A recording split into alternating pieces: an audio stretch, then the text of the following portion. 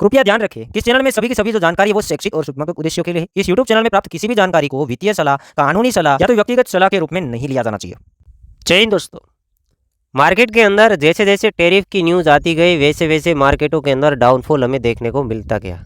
खासकर American stock market के अंदर डाउनफॉल देखने को मिला, चाइनीज़ मार्केट के अंदर डाउनफॉल देखने को मिला, इंडियन मार्केट के अंदर भी डाउनफॉल देखने को मिला, वर्ल्ड वाइड जितने भी मार्केट है उसके अंदर डाउनफॉल देखने को मिला।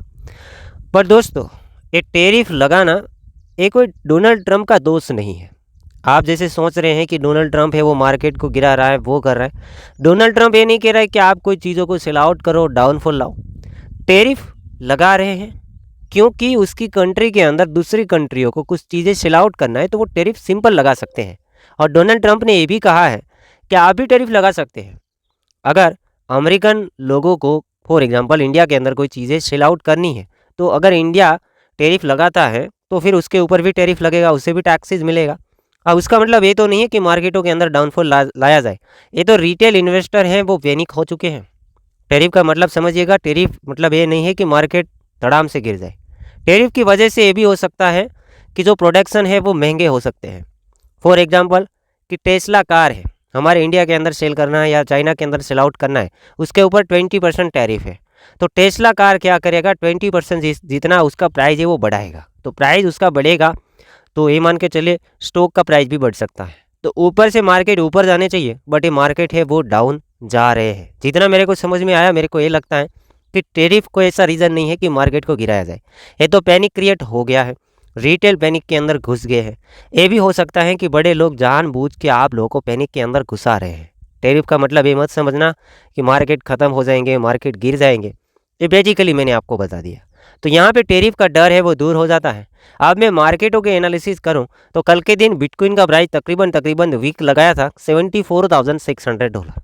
अब कुछ लोग कहेंगे कि मार्केट $65,000 चला जाएगा या उससे भी ज़्यादा नीचे चला जाएगा।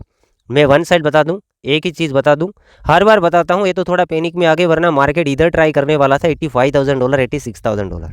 सिंपल बता दूं तो ये जो बिटकॉइन है ना, बिटकॉइन अभी मेरे को लगता है कि $80,000 के अंदर ही रहेगा। वन साइड एनालिसिस कोई भी न्यूज़ आ जाए तो भी मेरे को लगता है कि ऐसे वैसे वीक लग सकते हैं। वीक लगा बट अंडर आके क्लोजिंग किया, $79,000 $80,000 के अंदर आके ही क्लोजिंग किया। आगे भी मैं यही सोच रहा हूँ कि मार्केट इधर 80 के अंदर ही रहेगा। वन साइड बता दिया, भले ही फेल हो जाए, मैं आपको क्या करूँगा, मैनिपुलेट नहीं करूँगा, दो दिशा दिखा के गुमराह भी नहीं करूँगा। एक ही चीज़ बताया, 80 के अंदर रहेगा और थोड़े से मार्केट ठीक होंगे सीधा 85 को ट्राई करने की कोशिश करेगा। सिंपल एनालिसिस करके मैंने आपको दिखा दिया। फाइनली रिटेल इन्वेस्टर को पैनिक से बाहर लाने के लिए एक न्यूज़ अपडेट कल के दिन ही आया था। अमेरिकन प्रेसिडेंट ट्रंप है, उसने क्या किया, चाइना को छोड़ के दूसरी कंट्रियों के अंदर टैरिफ लगाने के लिए 90 डे के लिए पॉज किया है। मतलब 90 दिन के लिए अभी भी डोनाल्ड ट्रंप है टैरिफ नहीं लगाएंगे चाइना को छोड़ के। चाइना को क्यों छोड़ दिया, क्योंकि चाइना है बहका गया था। 34% एडिशनल अमेरिका के ऊपर टैरिफ लगाया था। पहले कुछ टैरिफ लगाया, उसके बाद अगेन 34% लगाया। तो डोनाल्ड ट्रंप को थोड़ा सा गुस्सा आ गया, इसलिए चाइना को थोड़ा साइड किया है। चाइना को छोड़ के दूसरी कंट्रियों के अंदर अभी 90 दिन तक टैरिफ नहीं लगाएंगे। जैसे न्यूज़ अपडेट आया, मार्केट के अंदर कल के दिन रिकवरी आया, मतलब थोड़ा सा स्टेबिलिटी आया। बिटकॉइन 74 था, वहाँ से सीधा 81 तक पंप हो गया। जो कि ऐसे हम सोचेंगे तो एक चीज़ वो भी था कि भाई अगर न्यूज़ नहीं भी आता तो भी मार्केट पंप होना था। क्यों पंप होना था, मैं अभी आगे बताने वाला हूँ। परसों वीडियो के अंदर बताया था कि स्टॉक मार्केट ऐसे गिरे हुए हैं, अमेरिका के स्टॉक मार्केट ऐसे गिरे हुए हैं कि बीच में गैप रखा था, वो गैप अप फुलफिल करेगा, ये वर्ड में बोला था। तो कल गैप अप फुलफिल होना ही था। जैसे वो गैप अप फुलफिल होते तो दूसरे मार्केट रिकवर होते। ये न्यूज़ साथ में आ गया तो लोगों को ये लगा कि न्यूज़ की वजह से हुआ है, बट ऐसा नहीं है। वहाँ पे गैप अप फुलफिल होना ही था। अगर ये न्यूज़ नहीं भी आता तो भी वहाँ के गैप अप फुलफिल होने थे। आगे मैं न्यूज़ अपडेट की बात करूंगा तो ब्लैक रॉक के सीईओ अभी भी थोड़ा पैनिक करवा रहे हैं लोगों को कि मार्केट और 20% गिरे, उसके लिए मैं मना नहीं कर सकता। मतलब उसने ये बताया कि और भी 20% मार्केट गिर सकता है, उसमें कोई बड़ी बात नहीं, ऐसा ब्लैक रॉक ने बता दिया।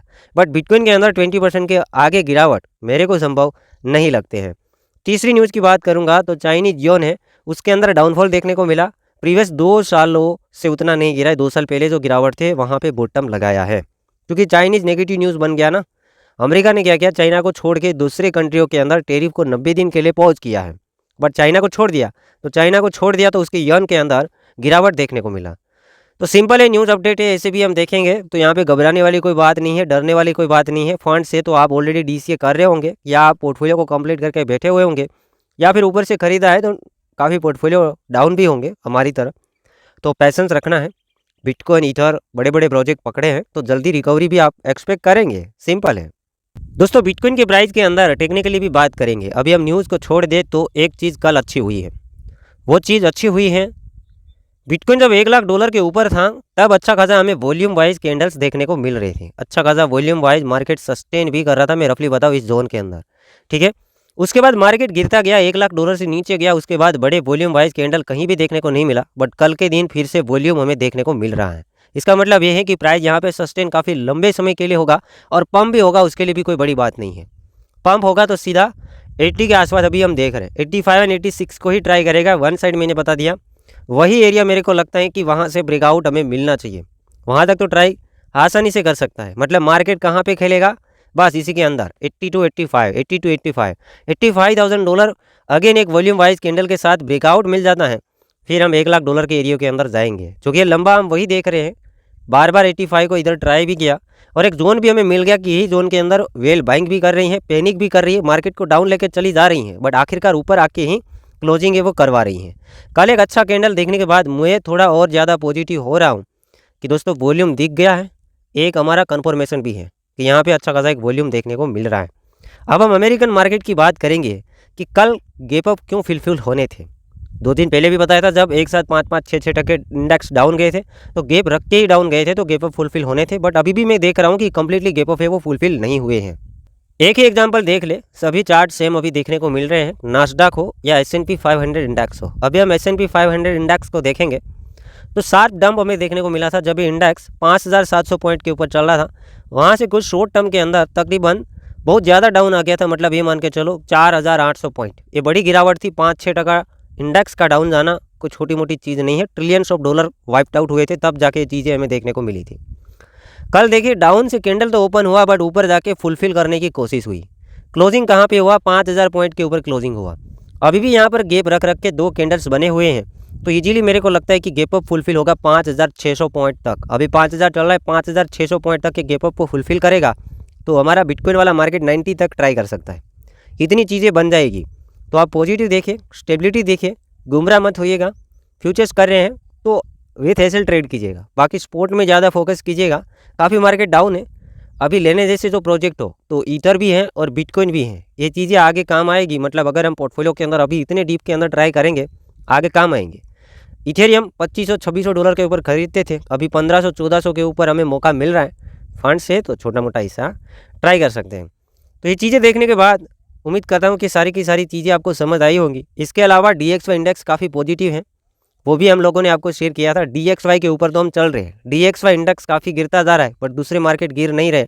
इसका मतलब ये है कि अभी नहीं पॉजिटिव माहौल देखने को मिला, तो आगे जाके पॉजिटिव माहौल है वो देखने को मिल सकता है। ये सिंपल चीज़ें हैं।